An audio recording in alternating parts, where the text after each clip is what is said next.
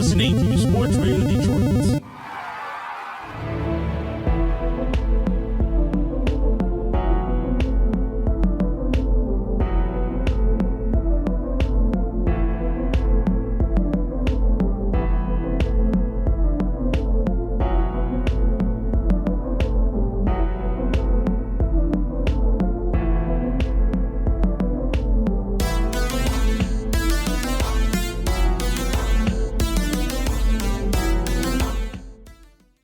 Welcome to Welcome to Grave Discussions. I was gonna say, for a minute there. I'm your host, Barnabas. And I am your co-host, Samael. We're gonna welcome you to a very special episode. It is our 65th episode entitled Attention Creeps. No, it's not a Night of the Creeps episode, sorry. It is not. We're actually going to be discussing, finally, in depth, the new, revived Creepshow series. Yes, it's gonna be premiering on Shudder this fall, as far as we know, and we got some little info on what the episodes are gonna consist of. So we'll run you through those really quick. But for now, yeah, we are going to discuss the news, Samael. But first, as always, we do have to give a shout out to Sports Radio Detroit, our gracious host network. Yes, that is SRD, Sports Radio Detroit. You can follow them on Twitter, Instagram, and Facebook. SRD. Sports Radio Detroit, not Detroit Sports Radio. That's correct. And very quickly, we're going to run a brief sponsored message, so stay tuned, fiends. Here at Grave Discussions, we know that addiction can be scary, but it doesn't have to be. Let the Detox Helpline help you break your addiction to drugs and alcohol. Call the addiction specialist now at the Detox and Treatment Helpline 24 hours a day, 7 days a week. They're always available for you, and if you have private insurance, they specialize in finding you the right treatment. Give them a call at 1-800-213-9257. That is 800-213-9257. All right, Sam, so we've had another pretty busy week. Kind of a sad week. Yeah, it really is. This first article is actually probably the saddest bit of news for me personally. I haven't even started watching the show yet, but Swamp Thing on DC Universe has already been canceled. I don't even know what to think anymore because, like, the trailer looked so good and, like, the actual Swamp Thing looked fucking badass as all hell. I was like, yo, this is going to be kick-ass for once. But now this. So here's essentially what I've heard caused the cancellation. Okay, it wasn't difference in opinion as far as like the creative direction or anything of that nature. It was a financial mistake. So basically DC or whatever, production company was supposed to get like a $40 million tax cut basically on the movie. Like they were supposed to get that money back. But due to some kind of accounting error, they lost all that money. And so, it just cost more than they would have liked. So they decided to just basically dump it and try and save as much as possible. Jeez, yeah, the executives thought it would not be very smart to do what they were going to do. And honestly, who knows if the views and all that shit would have made up for it if they had gone through with it. Because, it was, received well among critics. But there are a lot of movies with and shows with critical acclaim that just don't get that many eyes, so you never know, man. I'm kind of down, and along with first, Are You Afraid of the Dark? The movie gets kind of like sidetracked, and now this. Yeah, and speaking of which, Are You Afraid of the Dark? The TV series, however, is coming out very soon, actually. And I heard they said it wasn't going to be like a long-term thing. It was just going to be like a limited thing. They're probably just going to release one season and then. Ta-da. Yeah, I've heard it's going to be something like 3 hour-long episodes or something like that. Or maybe like 3 2-hour-long episodes. I'm not exactly sure on the specifics. But the show is coming out in October. Just in time. And, we're definitely going to talk about that one. I don't know about the whole 3 2-hour shows or 3 1-hour shows. I mean, it used to be pretty badass when it would just be like an hour long, and 2 stories. Yeah, I mean, this is kind of cool though because it actually does elaborate later on in this article. It's going to be a 3-episode, hour-long limited series, but the episodes are actually going to be connected, talking about a new midnight society who tell the tale of the Carnival of Doom, only to have the events of the story come to life. So it kind of sounds like it's going to be something like the Goosebumps limited things. Yeah. You know what I mean? Which were kind of cool. I feel like there's still going to be something of an anthology element to this, because I think there has to be, but I mean, it sounds like there's going to be one big kind of wraparound story. Yeah, it sounds like some mini-series shit. Exactly. I still don't know how to feel because I was pretty geeked about the movie coming out soon. And now we only get a 3-episode limited series. I'm going to rewatch the original TV show just so I can, like, bask in my own sadness tonight. I would really like to, yeah. I agree with that. I'm down. But, I mean, you know, the movie is still up in the air. Like, it's not confirmed that it's just completely off the plate, but basically we were waiting for them to get their act together and, like, hire somebody who can run the show, basically. So, I don't know, but Nickelodeon's going to have the Are You Afraid of the Dark series in October, so stay tuned for that. I gotta plug my cable box back in then. Yeah, seriously. I hope I'm able to catch it off of VRV like Nick Splat, but I'm not 100% sure yet. See that thing on the floor? Uh-huh. That's my cable box. I haven't plugged it in forever since I What got a is fire. that? It is a fossil. An ancient relic of the past. Oh, yes, perhaps it is possessed by the demon Beelzebul. Oh, speaking of demons, this last news article is also a bit of sad news. Kind of really sad for me. Yeah. So Lucifer, which just got rescued by Netflix, has gone to Netflix to die. Yep. They're going to release a 5th season and then they're going to end the fucking show. Yeah. Kind of sad, but you know, I mean, I know you want to pretty much see it go on forever, but if they wrap it up in like a good way, would you be happy with 5 seasons? Breaking Bad style? I don't know, man. I mean, it kind of got like the same every episode. Lucifer projects his feelings on every case and relates it to the detective and like talks really implicitly and tries to see how his life and the case he's working on have anything in common. He tries to learn from it. So like kind of got bored of that, but I just want to see what happens with him and Chloe and then see if he stays in hell or goes back. Ah, okay. Yeah, because I haven't caught up on like what the story is or like where it's at, so I don't know if it feels like there's still a lot of story to tell, in which case 1 season might not be enough. That's how it feels. Okay, all right. Yeah, because the alternative is, you know, like 1 season, you tie up all the loose ends, you finish like the main storyline, and, you know, usually people are pretty happy as long as it's not stupid like people claim Game of Thrones was. But okay, interesting. Yeah, but, you know, we're only going to have 1 more season to wrap it up, so yeah, stay tuned for that one, I guess. Oof. Next up, we're going to get into some new trailers that dropped. This first one, I mean, I had to put it on here, but I was kind of hesitant to, just because it's more of a straight up teaser trailer. Yeah, they only had like, not even 10 seconds of new material. Most of it was just flashbacks from the other 2 movies. Yeah, pretty much. So 3 from Hell just dropped a teaser trailer that, yeah, mostly had stuff from like the first 2 movies and a little bit at the end of 3 from Hell, but it looked like really like shit quality. It looked like crap. Yeah. I'm sure that was intentional, but because, you know, it's Rob Zombie though, so you never know. Right. He's like, damn it, Rob, I told you to upload HD, not SD. He just fucking used the VHS fucking camera, like one with the home fucking tapes, you know. I want to get as low down and dirty as possible.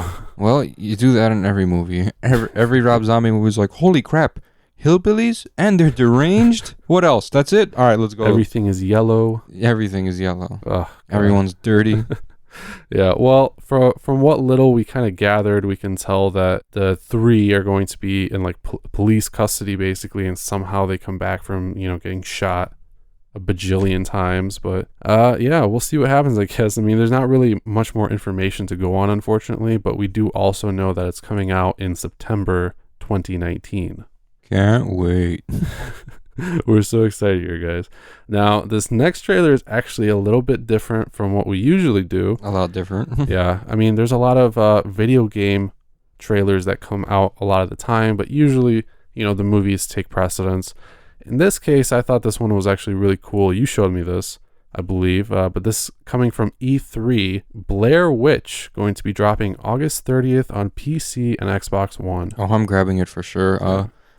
I didn't know there was a trailer, though. You showed me the trailer, like, whenever I logged in. Okay. I tagged you in, like, an article about the game from Bloody Disgusting. I never actually saw the trailer, and it looks like it's going to be cool, but I felt like, even, like, they're showing, like, flashes of apparitions and, like, a witch running through the woods really quick. I feel like showing, like, too much kind of, like, takes away from the mystique of the Blair Witch in general. But it is a game, and I don't know if it's canon or a continuation, or if this is just, like, years and years later, like, now people are going to visit the Blair Witch again. Like, why? Yeah. Well, this is supposed to take place in, like, 1996, I think. So that's, like, the first movie. Yeah.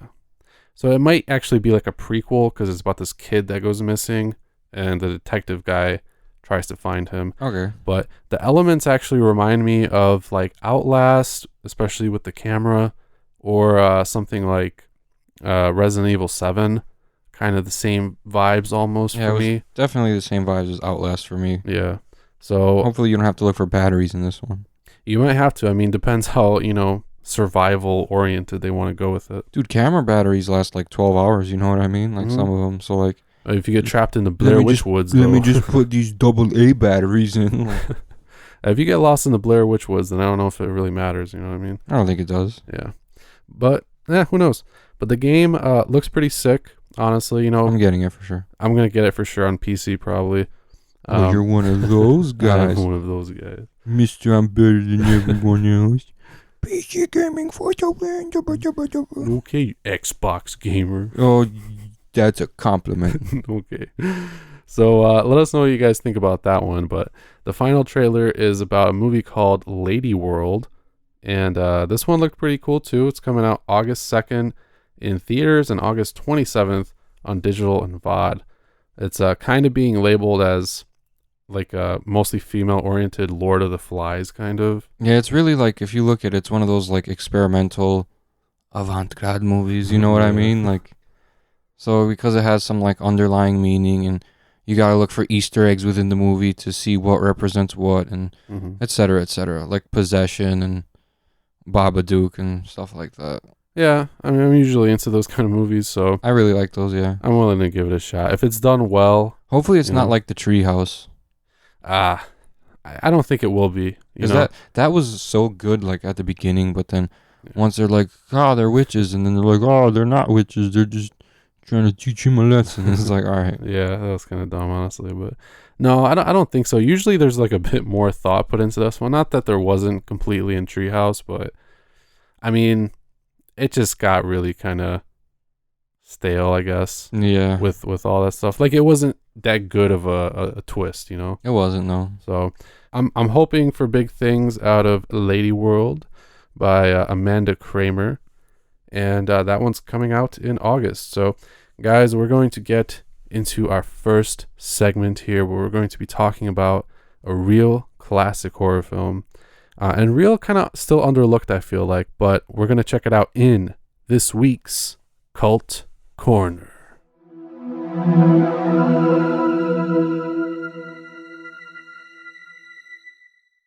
And in this week's Cult Corner Creeps, we have Phantasm.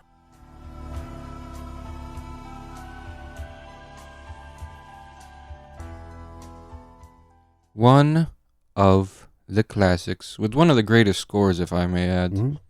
I don't know, man. This movie, like you said, for you, the first time it was like, I was all right. Mm-hmm. The second time you're just like, fuck yeah. Like, yeah. Well, something about the score. I just fucking love this score. This is probably one of my favorite horror movie scores now. I agree with that. And, for me, like, the first time, I don't even really remember, like, where I was or what I was doing when I saw it, like, for the first time ever. But this time I watched it 2 days ago now. And, I just really kind of let myself get immersed into the movie. That's the best way to do it. And just get, like, suckered in by the score and everything. Especially at the beginning. Like, the intro was perfect. It was. And so I just really kind of gave myself forward to the movie, and it really impressed me. And the first time, I don't even think I really realized that the tall man was supposed to be like an alien or something like that. Yeah. I thought he must have been like a demon or something. I don't know. But knowing the kind of sci-fi elements now, and I mean, it's pretty cool, but it's like this really morbid kind of sci-fi. It's kind of mean-spirited if you look at it objectively, and because like I was reading like a synopsis and like some of the reviews and stuff, and like apparently the tall man is supposed to represent death, and like all those things are supposed to like he's supposed to represent everything kids are scared of, like older people and like just this fear of death and enjoying their lives and like dealing with trauma and all that stuff as a kid, and yada yada. That's why he's a mortician in the film. Exactly. So yeah, it's perfectly symbolic and it makes complete sense. So I mean, that connection was really cool, and even the whole thing of like slavery. Yeah. In this movie is very prevalent. I didn't think he was like using them as slaves. Like, why would they list him unless he's like the king of like the world that they live in? Yeah, I think he's like maybe not the king, but like he's probably like the dominant race of that world, and he's just like using them as slaves. Like maybe there are other tall men out there. We haven't actually seen the rest of the franchise. No, so we have no idea. So I don't know, but there's still 4 more movies we gotta watch. But it's something kind of interesting to think about. Like, what if there's this whole planet of tall men, aliens, and they're just like shrinking people. It's such like a weird thing too. We never see anybody get like crushed into a dwarf, but just the thought of it is like pretty disturbing. Because he kept those tiny barrels around for them. Mm-hmm. Yeah, and the whole like movie basically is really this like fucking crazy adventure that happens to this little kid. Yeah, because it's kind of like from his perspective. So, I mean, because he's a creep. Yeah. And that wasn't unintentional. I swear. I believe you. Yeah, but yeah, no, he's like at first looking at the funeral, and he sees the tall man lift a 500 fucking pound casket and just launch it into like, come here. His brother's like, you're crazy. Me and 5 other guys carried that. Like, yeah. Nope, he lifted the whole thing by himself because he's an alien. Super strength. What if someone else saw him? He wasn't concerned. Honestly, if I was just walking by and I saw that, I wouldn't think about it initially, but then 10 minutes later, I'm like, holy shit, caskets are heavy. You know what I mean? Yeah, well, he doesn't really care who he kills, so he'd probably just send one of his spheres after you. Yeah. I mean, what do you think about that? That's a really like cool element that they just kind of threw in there. And the fear? The spheres, like, and they only came like once or twice in the movie or something, but they became so iconic. Yeah, I hope they're in the other movies too. I think they're like more prevalent in the other movies. What's his name? Jody? Yeah, Jody. Jody shot one of them with a fucking shotgun. Yeah. I still like the death though. Like, it was about to get Mike, and then he like bit into that old dude's arm, and he was a regular human though, because there was blood, not yellow shit. Mm-hmm. And then you see that sphere go into his fucking face, and then blah blah blah blah blah blah. What I really liked about this movie was like the foreshadowing when Mikey went to that fortune teller and he stuck his hand in the box and he saw that the more he resisted the grasp, the more it hurt. Yeah. That kind of prepared him for like passing in through that passageway into the other world. And then how their buddy, I forget his name. Oh, Reggie? Yeah, Reggie, like he sees like his tuning fork, he can stop it and it stops, and he sees that these little 2 beams are sending out some frequency. So he stops it. And then he starts getting sucked into the other world. Yeah. I mean, no, those are super important things that happen, honestly. And that's like good writing. It is like, really good. Because you're not really supposed to just kind of throw shit in there that has no meaning. Yeah, otherwise we just see him play with that tuning fork and just sit there staring at him and be like, okay, he likes music. We get it. Yeah, like, all right, he's a cool guy. Yeah. Sometimes, you want to do things to demonstrate that sort of. But, I mean, you put so much emphasis on something like that. Because, I mean, that shot was on that thing for a while, you know? It has to mean something, and it does later on. And he's really like an unconventional hero, too. Another thing that I like about this movie, apparently he's still very important throughout the rest of the franchise. Really? Yeah, apparently. And he's actually kind of like the top billing in part 5. It's like Reggie versus the tall man. You know, that one came out in 2016? I know, it's crazy. I can't believe, like, still in modern day, like, at least people like recognize this as like a classic and like feel the need to still expand upon it. Oh, yeah. I wouldn't be we still got Puppet Master for God's sake, But that one was good. But we don't know Mhm. about the new Phantasm. But I just like when people keep the franchises alive, especially the more down low ones like Phantasm. And Even Tremors Puppet just Master. released a new movie. Okay, no. Okay, first of all, no. Tremors and Tremors 3 were fire. All right, let me give you another one. Yeah, Subspecies. I mean, 5 coming out. It's Okay, cool too. You know. okay, but that's subspecies, you know. Yeah, yeah, So that's like, Radu is like the fucking greatest yeah. He really is. vampire ever. His long little fingers, but no. I mean, Phantasm's awesome too, and I really like the aspect of that it's really like 5 movies of one continuous storyline. I like that too. All the same characters battling. It's like, you know, they're arch nemesis and they just have this eternal conflict, basically. I don't know. That's kind of cool to me. I'd rather be invested over the span of 5 movies in these characters than move from, like, I don't know. I mean, you still had like Freddy and Jason and Michael in all those movies, but there was no real consistency between the entire franchise. You know? No. There was so much, Yeah. like, off the wall, unexplained shit, and like just changing of canons and all that. Yeah, different stories, different characters, but not in Phantasm apparently. Even with Pumpkinhead, that shit went all over the place. Like, come on. Yeah, I don't know. I guess some people just thought that their audiences wanted to see something different. Don Coscarelli, though, he really didn't see it. I think he had one very clear picture of the whole Phantasm story, and he knew that it wasn't going to just take like 1 or 2 movies to finish it. Yeah. So I'm glad it didn't, because like now because I love the original one. Like after watching it again last night, and I watched it 2 days ago, and then I watched it again when I first bought it, like I think back in like March or April or something. And I don't know, for me the score was the best score ever.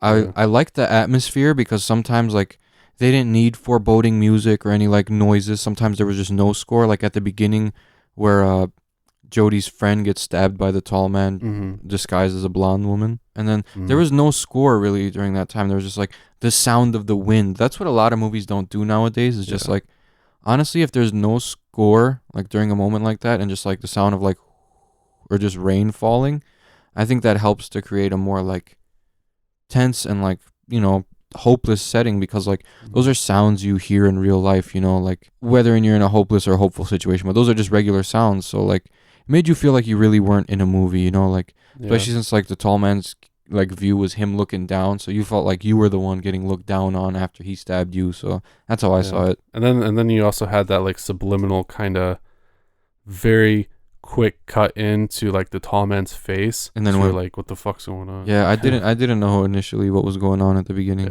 Yeah, we actually had a couple of those things too, because this movie was almost like a mind trip sort of as well.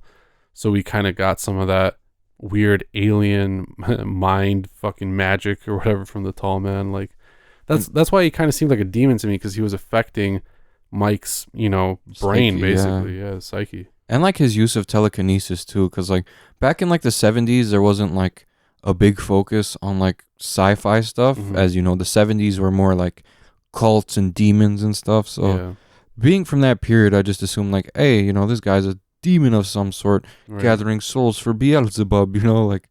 But it wasn't that. You could tell when like you see those tuning forks that fucking Reggie like stops, you know. But like, and then here's the thing too, like, was that all real? Because if you haven't watched this movie, fuck you. Spoiler alert.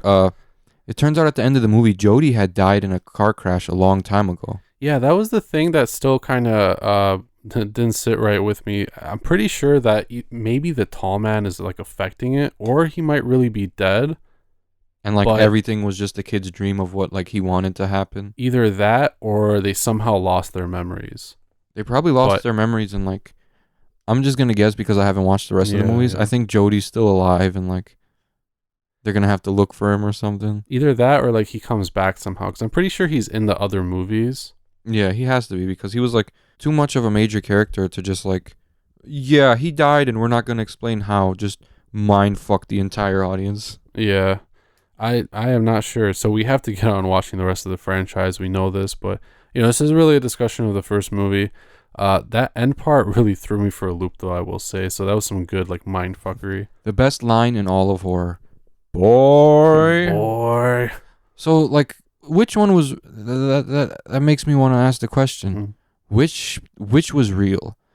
The tall man didn't get killed and stuck in that ravine and trapped with rocks, and Jody's still alive? Mm-hmm. Or none of that happened, and then Mikey really got pulled in by those fucking creatures at the end of the movie and got killed? I don't think that Mikey died, but I think he may have like been taken away to the other world, possibly. So I don't know. It's very like unconventional sci-fi. It's very like morbid and just weird, you know, like not something you would normally expect. So I think that really kind of gives them an opening to sort of take the story in whatever sort of direction they want, and it can kind of make sense even though it doesn't make sense. Okay. You know, but I think something like that happens. So it's pretty cool, but the first movie really doesn't give us much of an indication. It's really just, here's the movie, here's what you make of it, like that kind of thing. Mm-hmm. So I like it because, you know, we don't get any like explanation as to who the tall man is. We don't get any explanation behind the spheres. That's what I like. Or the dwarves, really. I mean, kind of. You learn that they're like the people that they take, and they squash them and make them their slaves. Yeah, I just like that they didn't go into the who are they, where are they from, and like, we got the why. The tall man is doing this. Yeah. But we didn't really get the why is he doing that. We just got like, why are they here? You know what I mean? Yeah, the big picture basically is missing. But I mean, there's 4 other movies apparently that make up the big picture. So we have to watch those for sure. But I really like this movie a lot. I think it's very different, very unique for the time. Probably didn't get marketed out quite as much, especially with like Halloween coming around at the same time, you know, and starting the slasher boom. But yeah, and this movie, definitely not a slasher. I mean, there is a bit of a body count, but I mean, all 3 of the main characters pretty much get out. I mean, there was slashing, but it wasn't a slasher. You know what I mean? Right. It was more of like a weird sci-fi kidnap movie, but that's why I like it. I definitely think it's still kind of underrepresented, one of those fringe horror franchises like Puppet Master or Tremors or whatever, but or anything from like Full Moon Productions. Yeah, basically. But this movie is beloved by a lot of people. Don Coscarelli is still very much like into horror and has a hardcore passion for this franchise. So I know I can appreciate that. I can too. I mean, I'm glad he's like, you know, still around. Mm-hmm. Thank God John Carpenter's still around. You know, like there's a lot of King. There's we lost Romero and we lost Toby Hooper and we lost a few others, but yeah. I don't know, man. Don's a badass. I still think this movie needs like more appreciation because like I don't know, like none of the 3 times I watched it I sat down and I was like, this is stupid. Like I liked everything. Even the chase scene was like kind of like had me on edge because like when he was chasing Mikey, the tall man was always just like right behind him. Yeah. And then when he closed the fucking door on his hand and then cut off his fingers, took one of the fingers and kept it in the thing with the goo, and then like I love how to explain to his brother, to Jody, that he's not crazy. It's like, look, I'm not crazy. He brought him the finger and he's like, okay, I believe you. Now what? Like yeah, I mean, I couldn't just tell somebody that story, but yeah. I mean, you know, probably the biggest thing that made this movie so great is Angus Scrimm as the tall man. Of Angus course. Scrimm was hilarious. Yeah. Boy. He was great. He was so menacing, but you couldn't help but just love it. How tall was that fucker? Oh, I don't actually know his real height, but probably somewhere like, I don't know, 6'8" or something like that. You think so? Something. You think he's like Muyo? Just fucking I'm sure he has to be. Like, he's super. I mean, he was actually wearing clothes that were deliberately like too small for him. Yeah. To make him seem like lanky. Really lanky, but he was really lanky, you know. Yeah. Anyway, so it looked like he had like thick ass shoes though, like he had lifts or something in them. Oh, he probably had like Frankenstein shoes. Yeah, that's what it seemed like to me. So I'm sure, but yeah, guys, let's move on now from Phantasm, but let us know your thoughts on this true cult classic. We're going to move on to our main segment where we'll be discussing Creepshow, but that's going to be in just a little bit. Stick around. We just have a few sponsored messages. Because I feel like a salad tossing might feel good. What? Out of Bounds Detroit podcast. Tuesday morning and Friday mornings here on SportsRadioDetroit.com. Hey, Samael. Hey Barnabas, what's up? Oh, not much. Have you ever written a book? No, but I've written a musical. Oh, well, you can become a published author with Dorrance Publishing, the nation's oldest publishing services company. Aha, I hear countless authors have trusted Dorrance for nearly 100 years to bring their books to the market. Their professional team will edit your text, design your book pages, and create an appealing, eye-catching custom cover. Plus, their authors benefit from a custom book promotion marketing campaign that makes your book available where people buy books. So, make this free call right now to claim your free author's guide to publishing. Do not wait another day. Take one step closer to realizing your dream of becoming a published author. And seeing your name in print. Aha! You've already written a book. Next thing to do is make this free call now to Dorrance Publishing and get your free guide to publishing. Call right now. The number is 1-800-213-9259. Again, 1-800-213-9259. Welcome back, creeps. So in this week's main segment, Samael, we're going to be discussing the revival of a classic anthology series, Creepshow. This time, not being quite directed by George A. Romero, of course, due to his passing, or written by Stephen King, but this one's going to be actually run by Greg Nicotero, and it's coming to, as we mentioned before, Shudder. Shudder's like the greatest thing ever for like bringing this back. Yeah. No, because I was actually kind of thinking about this. They really are, because, you know, even though there are other horror like streaming services and stuff like that, like Screambox or whatever, and even Tubi has a lot of horror on it, but yeah, so fucking much.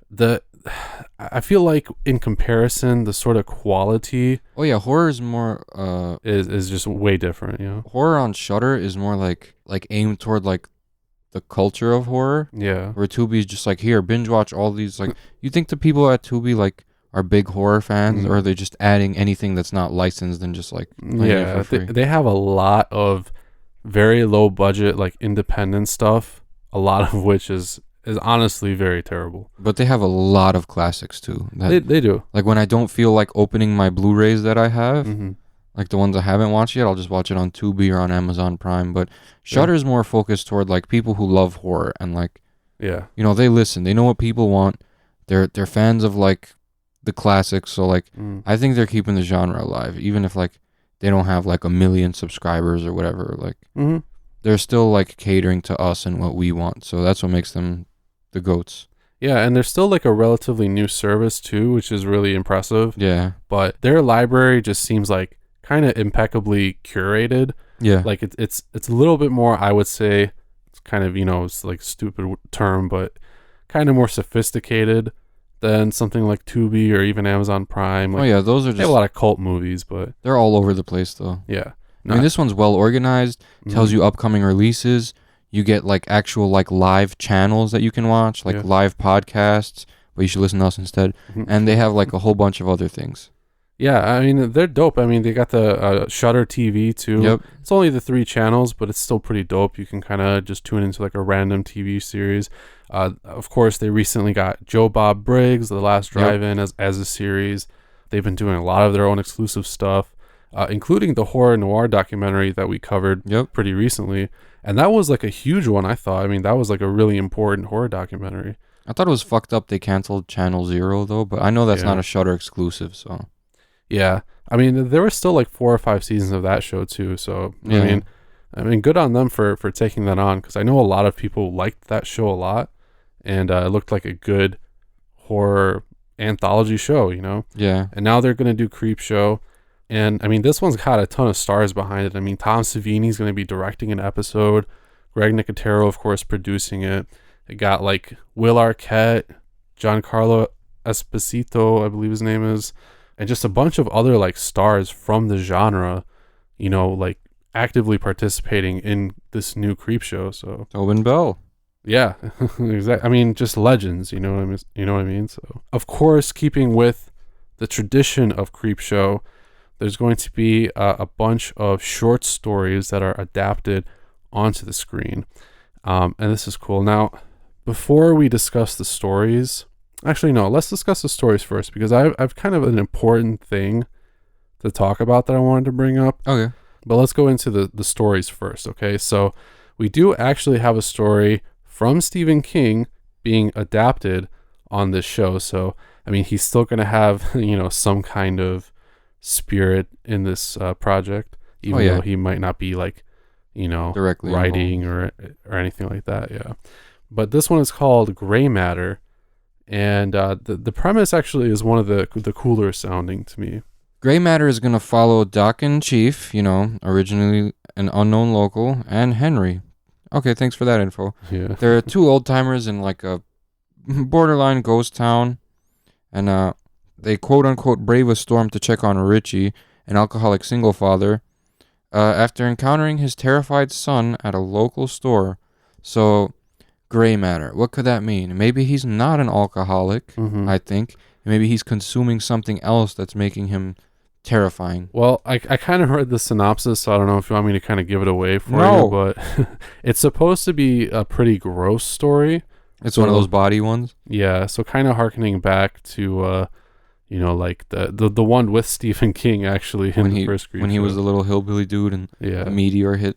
Yeah, but not quite the same thing. I think this one's supposed to be a bit more like macabre and shit. But this one actually sounds cool. I'm excited to see it. Yeah, in the original story, they're not Doc and Chief. It's just like an unknown old guy and this dude named Henry. So I'm pretty pumped about that one. The next one in the list is By the Silver Water of Lake Champlain by Joe Hill, also a member of the King family. Yep. And this one is going to maybe be more of a creature feature, but I haven't actually discovered what happens later in the story.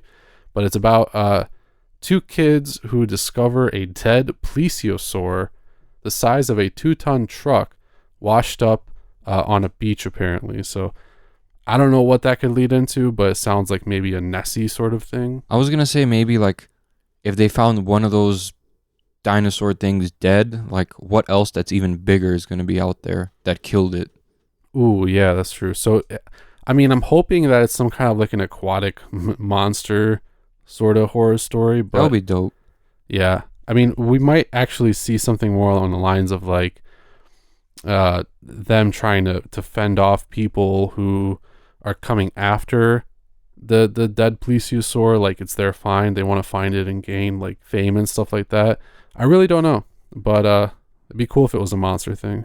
I hope so. Because we need some more monsters, bro. Yeah. And I mean, the first two Creepshows actually did a great job with monster stuff. You had like that, the whatever in the raft, the oil slick, yeah, the big trash bag, or whatever that was. You also had, of course, the thing in the crate. Oh yeah, I forgot about that. And then like, where's my cake, Bedelia? Yeah. All that Thanks stuff. for the ride, lady. Yeah, so thanks for the ride. I mean, they did a great job with it, and I think this one needs to have some good monster stuff. So the next one, though, I'm the most excited about. This is the one I couldn't remember. The Companion by Joe R. Lansdale. Oh, yeah. 13-year-old kid decides to check out a abandoned farm of the late Raymond Brenner, we don't know who that is, and finds that he's got a new companion, a murderous, indestructible scarecrow. And how long have I been saying, hey, we need a new Scarecrow movie? No, that's true. And you know what the kind of cool thing is about this one, too, is that I read somewhere else the word vampire. So I don't know either. Vampire Scarecrow doesn't really click to me immediately, but I'm kind of curious. I kind of got stuck for a second. You said Vampire Scarecrow? I believe so, yeah. Shit the fuck. I know. Oh, no. I have no idea in what direction that could even like possibly go in, but I am very curious to find out. So that's the one I'm the most curious about. Yeah. And the monster one so far. Yeah, same for me. This next one does sound kind of cool, but it kind of sounds similar to things we've seen before. The House of the Head by Michigan's own Josh Mallerman. Oh. Yeah, the author of Bird Box. I used to think, I thought I was going to say Head of the House. The House of the Head, okay. Yep. You just walk into like a brothel and just get your dick sucked? Is that what this is? That's not a horror story. Not quite. I hope not, because it's about a little girl. Oh, no. Who witnesses a murder/haunting in the elaborate dollhouse in her bedroom. And apparently only weird things are going on in this dollhouse, but it starts to like affect her. And it says it's like a macabre drama with toys involved. So I don't know. I'm kind of interested in it. I don't know. Come on, Michigan. You can do better than that. I think I hope that this one kind of comes out and is like the underdog best segment, of the whole show, but we'll see. But the next one is by Christopher Buhlman. Oh God. I think being penned actually right for this show. It's called The Man in the Suitcase. Oh man, so apparently this 19-year-old kid is gonna bring home the wrong suitcase from an airport, and inside the suitcase is a dude, and he has a problem. Like, yeah, you clearly have a problem if you're in a suitcase. Yeah, I know, right? So I'm curious as to whether he's like, one of those weird contortionist guys that can somehow fit their body into like a bag, you know what I mean? Or is it going to be like a zombie or some kind of demon shit? Like, what's going on? I think it's gonna be like some basket case homage. Oh, okay. That would be interesting. That would be dope. I really have no idea, because usually if there's a man in a suitcase, I assume he's been chopped up. Yeah, or he has a something. problem. He's dead as fuck. Hey, it could be. It would be cool if like the man was inside the suitcase and he was chopped up, Mm-hmm. and then like the other dude got the boy's suitcase and he's like, I brought you back your suitcase. I'm like, oh thanks, I was looking for that. I'm like, you have mine? And be like, oh yeah, here it is. And then be like, you didn't open it, did you? Be like, why would I open someone else's suitcase? Yeah. And then the guy like comes back, starts stalking the kid, seeing if he's acting any different, sneaks into the house, listens to his conversations with people and shit. Interesting. That'd be crazy. That would be pretty insane. So far, all of these stories definitely feel like they could be modern day adaptations in the Creepshow format. To me, I think they've all kind of got that Tales from the Crypt type vibe too. But I'm assuming that this series is going to be very similar in tone to Tales from the Crypt. But let's move on. We've got a few more stories. This next one is by Bruce Jones. It's called All Hallows Eve. Yes, and you know how we feel about. Yeah. It's like all the way down like the list. Hopefully this comes out like actually in October and not in like November. Just in time for Halloween. Yeah, that'd be cool. And we can discuss this and Are You Afraid of the Dark? Mm-hmm. But what's this one about? So All Hallows Eve follows a group of boys who help the corpse of a friend who is murdered seek vengeance on his killers every Halloween. And that's where it kind of gets me. I'm like, how are they going to show every Halloween? Maybe there's more than one person. It says killers. Maybe. Yeah. Or they could just be taking place on one specific Halloween and this has just been going on. Like, I don't know. But it sounds pretty interesting. I thought at first it was going to be something like they were following his spirit around, but it says corpse. So I wonder if he's like a zombie or something. I really have no idea, but this one sounds cool, and the fact that it takes place on Halloween, of course, is gonna like interest us. Yeah, we're sold. That's basically all I need. So the last one among the adaptations is Times is Tough in Muskie Holler by John Skip and Dory Miller. And what is this one about, Sam? So there's these dudes, right? They used to like run this town, apparently in a totalitarian way, because they're about to get a taste of their own medicine, it says. Yeah, through fear and intimidation. So the horror elements in this kind of sound very much like a Tales from the Crypt type That's episode. That's exactly what I thought. Where it's like not quite the typical type of horror. It's ironic. Yeah. But, something fucked up happens or somebody gets killed, and that's kind of where it draws the line, But this sounds like one of those.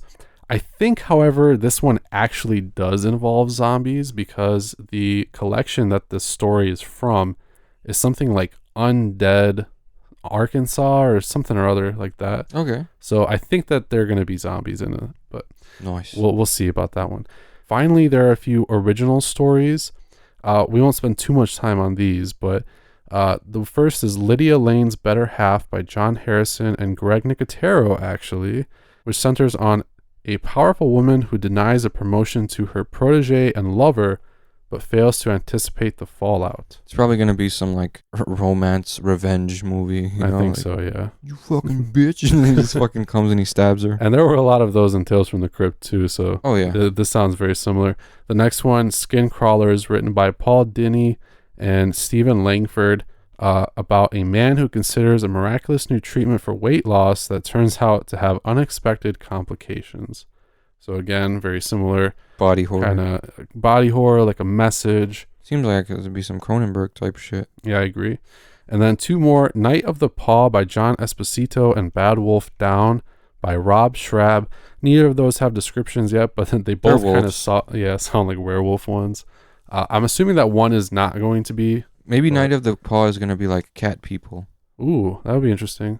It's been a while since I've seen like a really good cat person. Skinwalkers. Yeah. With fucking Leo from Charmed. Yep. And there was skin crawlers here, so who knows? Maybe.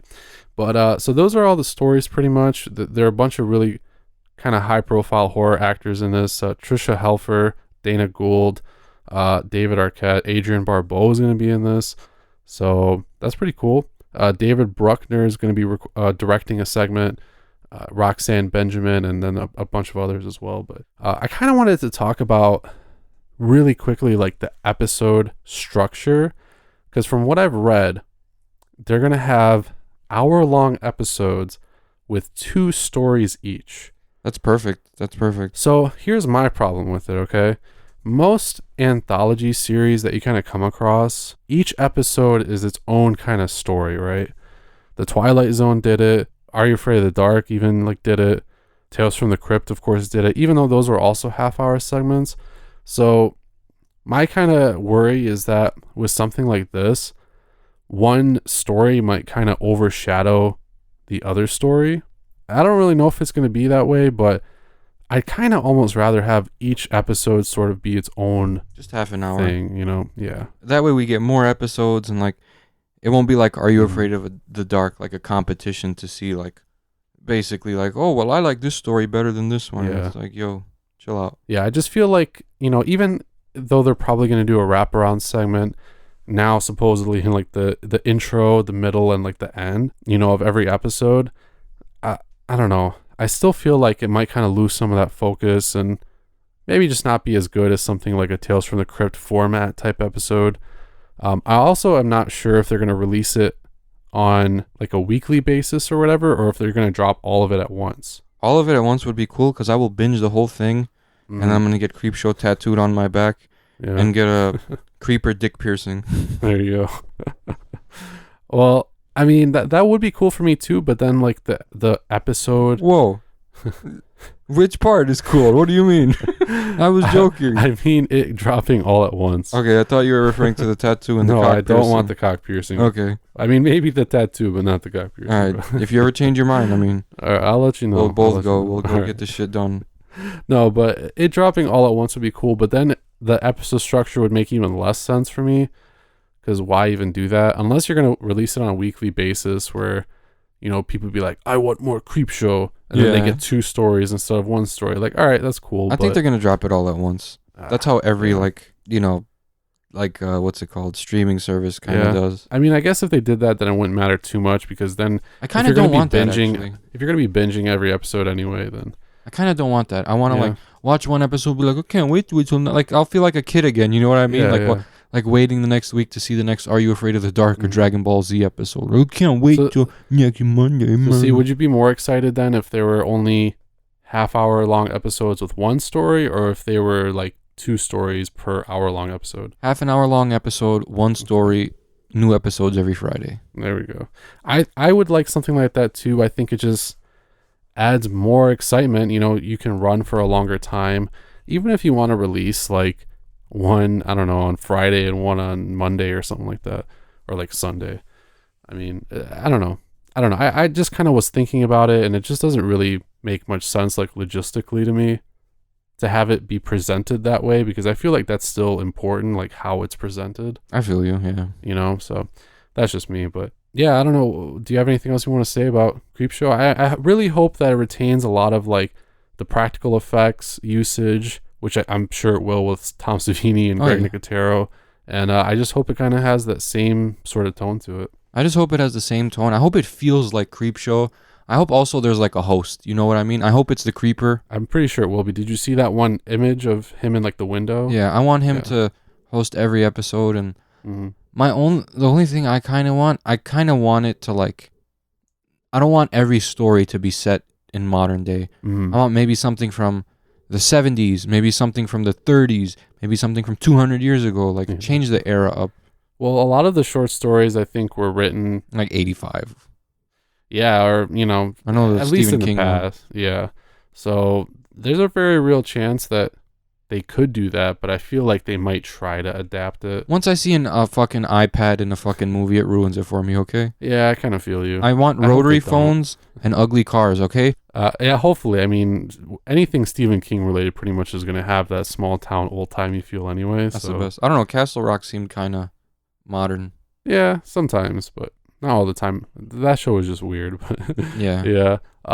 Guys, let us know what you think about the new Creepshow. If you have any theories or ideas or things you'd like to see, things you wouldn't like to see.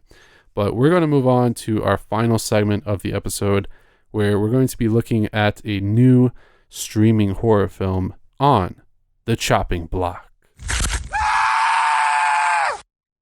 And in this, oh, you son of a bitch! It's been a while. It has been. You did. So in this week's chopping block, fiends, we have a new movie to hit. Coincidentally, Shudder just recently. It's actually from 2017, and it's Boar. Well, what a coincidence that the name of the movie is Boar. Oh yeah. You could say that it was boring. Oh. No, it wasn't so bad. Right off the bat, it kind of has, like you said last night when you texted me, Yeah. sci-fi film exclusive movie vibes. Yeah. Really like weird, like up close cinematography at points, but at some points it had really good cinematography. Yeah. So it was, the cinematography was kind of all over the place, I noticed. Well, at some points they had that like the CGI wide shot where it's just like a kind of like a bad angled wide shot just to show like the big creature and all its CGI glory. Yeah. That's like a very sci-fi thing, but go on. It didn't have much as far as the score goes, so I'm gonna give it 0 out of 10 for that. Okay. Plus 10 for Nathan Jones. Yeah. Because when I saw the name Nathan Jones, I was like, yo, wasn't that giant wrestler who used to like wrestle with like Matt Morgan and The Big Show and Brock Lesnar, and Yeah. he was like Undertaker's like partner for a minute when he like fought A-Train at WrestleMania 19. I was like, what the fuck is going on in this movie? Very, very weird. Yeah. Nathan Jones is in this, and he actually is like a pretty good actor. He is a really good actor, You like, know, especially when he actually started crying and like Yeah. apologizing for letting like his nephew die or whatever. Mhm. Is he actually Australian? Yeah, he is. Oh my god. Dude, he's good though. Like, Yeah. he's good. I didn't expect Nathan Jones. Like, I mean, that's why he was a wrestler, but they should have gave him the mic more. Yeah, I mean, you know, you place Nathan Jones anywhere and he's really kind of out of place unless the whole movie has like WWE superstars in it. Yeah. but you know, so he kind of comes into this movie, he's very noticeable. Everybody is very clearly just like talking about his size and how intimidating and shit he is. So he kind of ends up being a perfect rival to the Boar creature in the end, but yeah, he was cool. Bill Moseley was in this kind of almost as like a throwaway character, which is kind of weird, but I don't know. He probably just had a chance to work with like John Jarrett and Nathan Jones. He was like, okay, sure, why not? Yeah. I'm not doing anything else while I wait for Rob's next phone call. Oh god. Basically. So I know. But it's true, you know, it is. But he's in this movie, he plays like kind of the good guy dad character. He plays like that stepdad character. Yeah. And he plays If you it touch pretty my stepdaughter, I'm gonna hurt you. Yeah. Wouldn't have it any other way. Oh, that douchey kid was He pushed him down. He fucking. I know, yeah. No spoilers. Oh, so yeah, there's a douchey boyfriend, and basically it follows this family who's going on like a trip or whatever, and they're going up to see what is his name, Bernie, played by Nathan Jones, and they're supposed to go out and like picnic or hunt or whatever, and they come across this giant boar that's been killing people. So the boar itself kind of was a mixture of practical effects and CGI. Yes. I thought that the practical effects were actually done pretty well. When he was like up close, Mm-hmm. it was practical and it was badass. Yeah. When he was getting shot or when he was like fucking sprinting, it was like CGI, and it was just like if you gave us the program, I'll make you a wild boar too. You know. Like, Yeah. I mean, there had to be ways that they could have made it be practical but still kind of running. You really just kind of have to play around with camera angles and stuff like that to make things work, you know. I mean, in the 80s, how do you think they did it when they couldn't use CGI? You know, they still made monsters run around and stuff. yeah, they just it's just the angles that they chose. Yeah. And like it'd only be 2 seconds of running, and then switch back to the main characters, and then 2 seconds of running from the creature, and then switch back to the main characters. Yeah, so they chose not to do that. They used CGI for a lot of those like high action like movement shots and stuff. But yeah, when it was up close and he was eating people, like that was cool.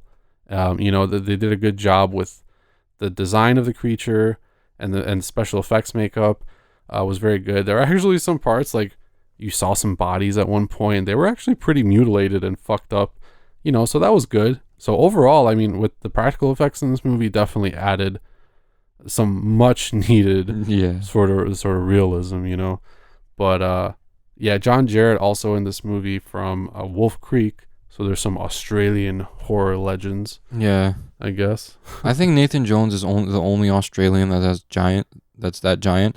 You could tell the script was like focused on making Bernie a giant. It's like, hey, who's kind of famous, sort of maybe, that's like also giant. Oh man, what about Nathan Jones? Like, oh, Nathan Jones, oh shit, like Yeah. I mean, it's pretty. His character is actually kind of cool because, like I said before, he's sort of like the rival to the Boar, more or less in the end. And I really think the moral of this movie ultimately is like, don't go to Australia. Yeah, or like don't run into wild boars. Yeah, because I mean, even though they were kind of surprised at this boar, I feel like shit like that just exists down there. It's kind of the moral of this movie kind of reminds me of The Descent, because in The Descent the moral was don't go to caves, and the moral of this one was don't go to the outback. Ooh, we need to make caves in Australia. Imagine what do you want to kill everyone? Yeah, it would just be like a global disaster. Like there would be like warthog humanoids, like half warthog, half humanoid. That's fucking terrifying. Imagine like a 6 foot tall human, and he's all buff and cocked out, but he's also half warthog. Just imagine if Nathan Jones, if he was half like boar. Osmosis with the fucking boar, and then they became Nathan Jones boar human. Oh my god. Anyway, why? Getting kind of away from it now, but not this, really. This movie, that was important. Yeah, that was important. This movie really presented a lot of kind of fun elements. It definitely had that sci-fi appeal. Actually, you know what though? I feel like if they removed all the CGI scenes, it would be a lot more of like a legit creature feature. Yeah. And wouldn't feel so much like a fucking sci-fi movie. But it was definitely like reminiscent of Sharknado with that CGI. Yeah, it was pretty bad. I saw the first Sharknado. Did you? Recently, actually. And I hope they get Lupus, whoever wrote that and directed it. It's just a good idea. No, it wasn't. Stupid. It was not. Fuck. And it wasn't a good idea the 4 or 5 other times Shark that you Exorcist had it either. House Shark. Oh my god. Anyway, you know what, guys? If you're gonna be making a horror movie, especially one about like creatures, look at this movie as an example of both what you should and shouldn't do. Yeah, because this has both, and I mean, mm-hmm. It was atmospheric. Okay, Mm-hmm. it was. Yeah, it had a lot of dark scenes. It had a lot of like hella tense shit. Daytime scenes too. That Hella were pretty daytime good. scenes that were pretty good. Sneak attacks. We had the sneak attacks. The kills out of nowhere. The gore. Yeah. But if I were you, I would skip out on this movie. Okay. I am going to kind of split this decision with you. I'm going to say I liked it. There were definitely a lot of bad scenes. And you know what? There were also a lot of scenes that really just dragged out unnecessarily as well. Like they could have even cut out 10 to 15 minutes of this movie and it would have been a lot like better paced. But I think that the practical horror is there enough to kind of warrant a viewing if you're into like creature feature or like animal horror kind of stuff. You know? I'm just like, Boar, really? Yeah. Couldn't just gave us like some other monster.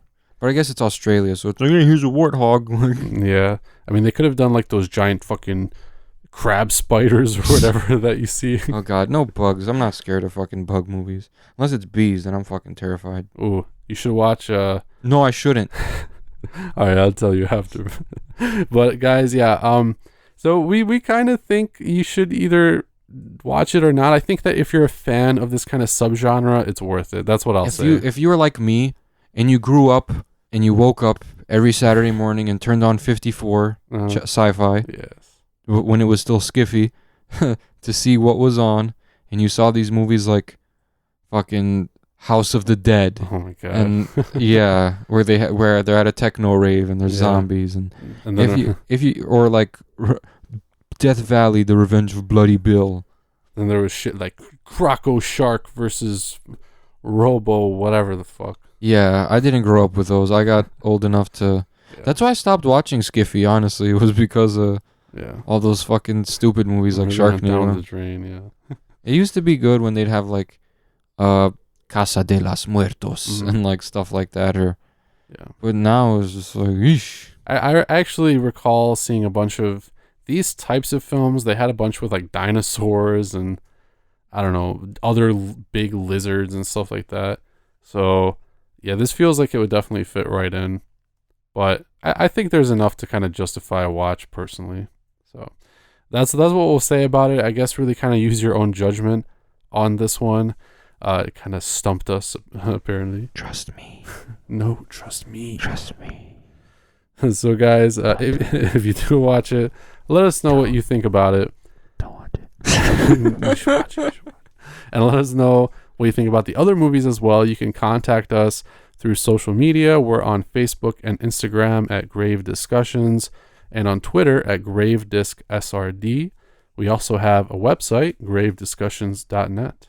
And until next time, kiddies, we'll see you on Grave Discussions.